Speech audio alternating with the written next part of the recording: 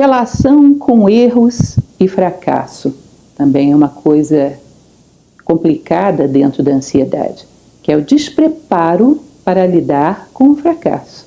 Uma ânsia por um êxito como se isso fosse o qualificador da sua vida. Ou seja, o grande qualificador da viagem de Ulisses é chegar a Ítaca. Nada que ele fez no meio do caminho tem valor.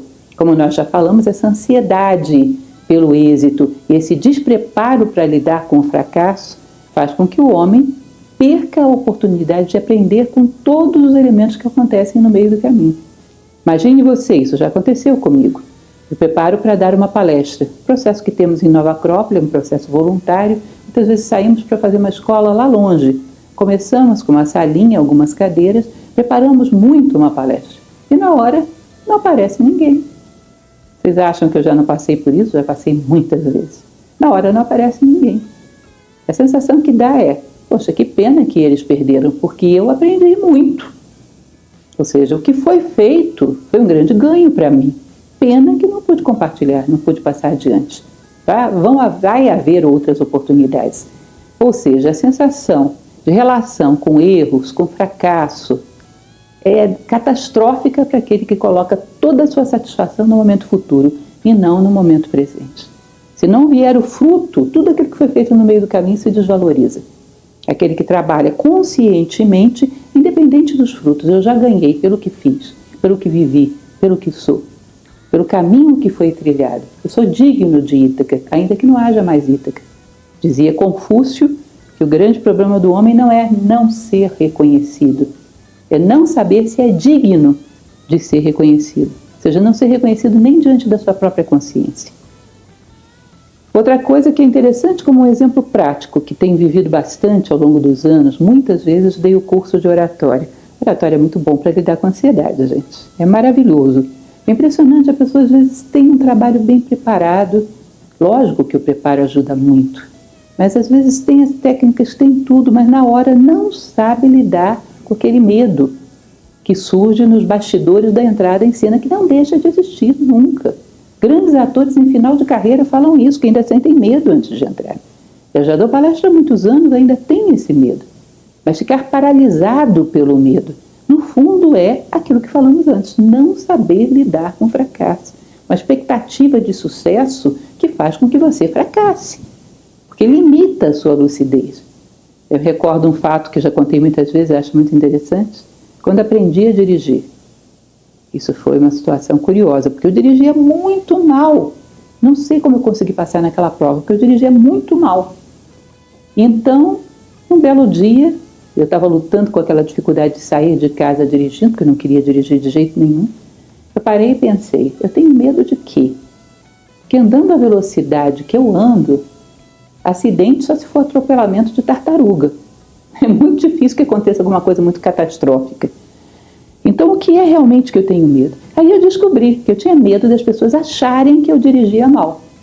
Tinha medo da opinião das pessoas. Isso foi uma descoberta maravilhosa. Eu simplesmente cheguei no espelho e disse, eu sou uma barbeira. Se qualquer pessoa pensar isso, está pensando a pura expressão da verdade. E nada há superior à verdade. Então, se alguém pensar que eu sou barbeira, está falando a verdade. Já pensaram. O mundo inteiro já pensou. Então, agora, deixa eu começar a fazer as coisas da melhor maneira que eu posso. A mente normalmente nos chantageia com a ameaça da perda. E se pensarem nisso? E se acontecer tal coisa? Já aconteceu. Eu aceito a perda. Eu aceito o fracasso. Agora vamos ver o que dá para fazer da melhor maneira possível. Você percebe que você desarma o esquema da ansiedade. E se, bom, eu vou continuar vivendo. E vou tentar outra e outra e outra e outra vez. Tá bom, então tá, vai. Agora, o não suportarmos essa ideia do fracasso torna a ansiedade insuportável e realmente boicota qualquer possibilidade de sucesso. Então você vê uma pessoa com um trabalho maravilhoso, muita coisa para dizer, e que se bloqueia numa aula de oratório, não é nem numa apresentação pública, numa aula diante de meia dúzia de colegas. Tamanho o peso da ansiedade de não suportar a ideia do fracasso. Isso é uma outra coisa que é interessante, é a relação entre angústia e medo e precisão e inteligência. É interessante percebermos, como já falamos antes, que a ansiedade vem de angere, que é a mesma raiz da palavra angústia. ela nos sufoca. Portanto, ela limita muito a nossa possibilidade de atenção meticulosa a cada detalhe do caminho. Nós somos filósofos em Nova Acrópole. Uma das coisas que a filosofia ensina é que todos os momentos têm elementos simbólicos que podem te ensinar alguma coisa para que você prossiga melhor o caminho. Cada momento tem chaves, tem coisas para eu aprender nesse exato momento, nessa biblioteca, detalhes que estão inseridos no momento presente. Que se mergulhar neles e aprendê-los, eu vou para um momento futuro muito melhor preparada, como nos contos de fada. A cada 10 passos, o jovem herói encontra uma espada cravada na pedra, um velhinho pedindo água que lhe dá uma capa maravilhosa, ou seja, ele vai sendo armado pelo caminho, até que chegue preparado diante do dragão. Então, esse aguçar de atenção, essa perícia, essa observação dos detalhes, é impossível para um ansioso. Ele fica disperso. Ele não tem possibilidade de percepção do micro, dos detalhes, das ferramentas que estão à sua disposição no meio do caminho. E agressivo. Muitas vezes o inseguro é agressivo. O ansioso é agressivo. Porque a sua expectativa, por exemplo, quem pratica artes marciais sabe disso. Uma pessoa ansiosa e que não sabe lidar com o próprio medo, por medo de apanhar, é o primeiro que bate. Em geral, os acidentes acontecem não são com os experientes e profissionais, são com os inexperientes. É tamanho medo de apanhar que são os primeiros que batem, e batem forte. Ou seja, esse desequilíbrio, a insegurança, a ansiedade, desperta também a agressão. A cultura atual trabalha com a ansiedade em várias frentes. E tem duas aí que eu considero importantes. Em primeiro lugar, ela intimida. Se você considerar a programação do ser humano para lidar com adversidades, tem um conjunto de coisas à sua volta. Os problemas domésticos, os problemas do seu trabalho, os problemas do trânsito. De repente, de uma hora para outra, você abre o jornal do dia e tem os problemas do mundo inteiro. Então, o fato de que a mente humana, às vezes, está tão inclinada à insegurança, que o fato de que haja algo dramático acontecendo em qualquer lugar do mundo, parece que está acontecendo agora, aqui, nesse momento. E gera um nível de carga, de dramaticidade à vida, que muitas vezes a pessoa anda apavorada o tempo todo.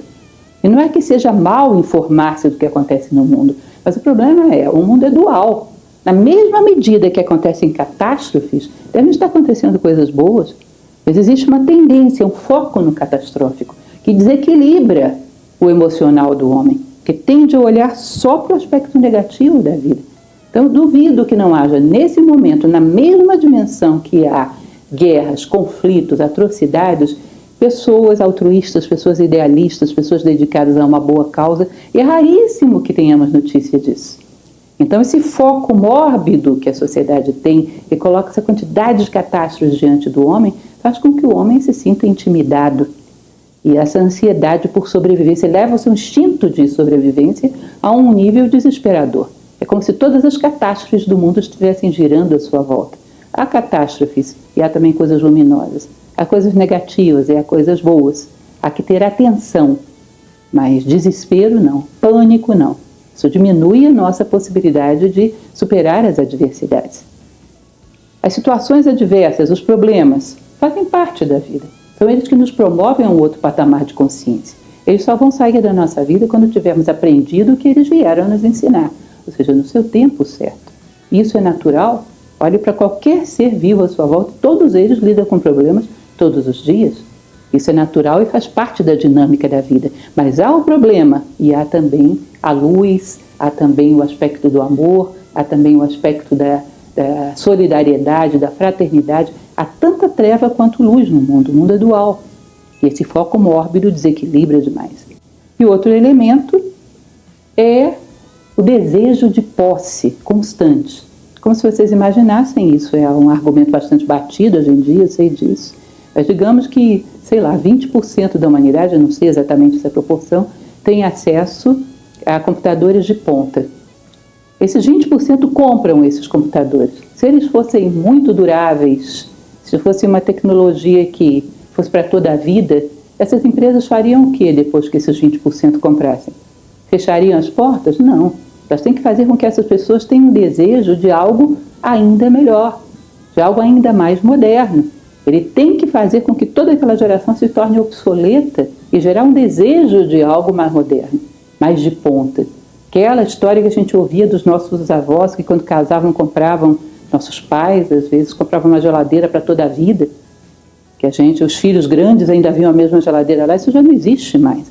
Há uma correria pela posse daquilo que é mais moderno, daquilo que é recente, e tudo é descartado com uma velocidade muito grande. Isso é um outro fator de ansiedade, porque nós nos sentimos com necessidade de acompanhar o ritmo da sociedade, estarmos na ponta, estarmos atualizados, como se fosse um pejorativo terrível dizer, eu não tenho tudo que está em última geração, tudo que está no mercado, eu estou desatualizado, isso é um pejorativo insuportável e também uma das fontes de ansiedade. Sei que são argumentos muito discutidos, mas é importante que imaginemos todos esses fatores girando em torno da nossa cabeça. Tenho que ganhar tal coisa, tenho que me esforçar para chegar lá e não para estar aqui, tenho que ter tal coisa, tenho que saber de todas essas coisas que estão acontecendo, essa pressão, esse intimidar, esse angustiar, esse limitar, que faz com que o homem, em determinado momento, esteja com uma carga psicológica muito superior do que ele pode e deve carregar. E quase sem lucidez. E isso, logicamente, muito facilmente sugestionável. Uma pessoa nesse nível de pânico é muito facilmente sugestionável. Que aí entraria todo um universo de considerações que não cabem muito aqui agora, né?